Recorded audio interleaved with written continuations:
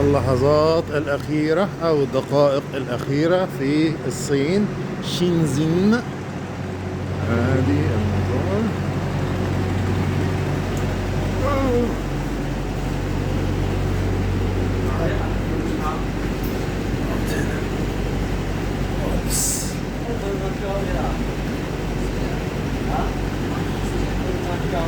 طبعا تروح للطيارة في أتوبيس، تروح للطيارة النفق اللي هو التانل ده أنا بحبه بصراحة، بيفكرني بالفيلم بتاع كاتش مي إف يو كان،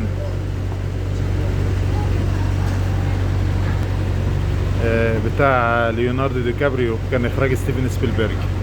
بصراحة يعني كل مرة بعدي في النفق ده بفتكر ليوناردو دي كابريو وهو ماسك الشنطة لما كان نصاب وعامل دور طيار وكان معدي كل شوية يعدي في النفق ده.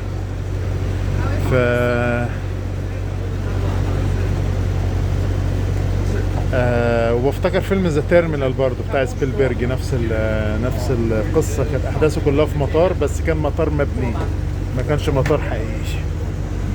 هذه اللحظات الأخيرة من مطار شينزين، واللحظات الأخيرة اللي هي في الصين الشعبية. وفي صين مش شعبية، في صين تانية مش شعبية، اللي عارف يقول لي في التعليقات. لا ولا تعليقات ولا بتاع.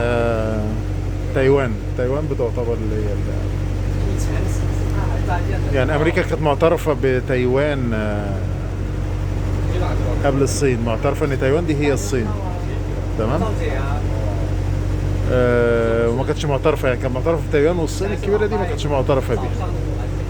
فعادة الصين الشعبية بيطلق على الصين اللي احنا نعرفها، والصين بس تعني تايوان عند التايوانيين طبعا، يعني هم شايفين نفسهم هم الصين.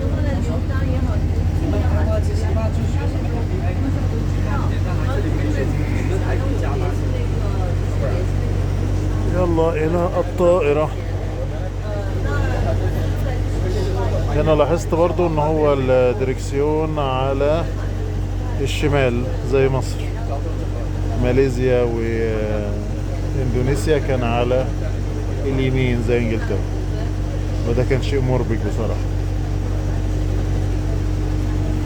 في عربيات تويوتا اهيت، ما بيستعملوش العربيات الصيني ليه؟ يلا الى الطائرة.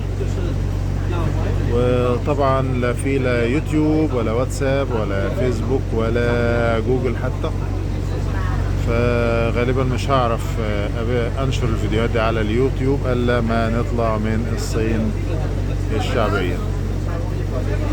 يلا السلام عليكم ورحمة الله وبركاته، وفي امان الله وحفظه، والى اللقاء مع فيديوهات تانية ان شاء الله من اماكن تانية.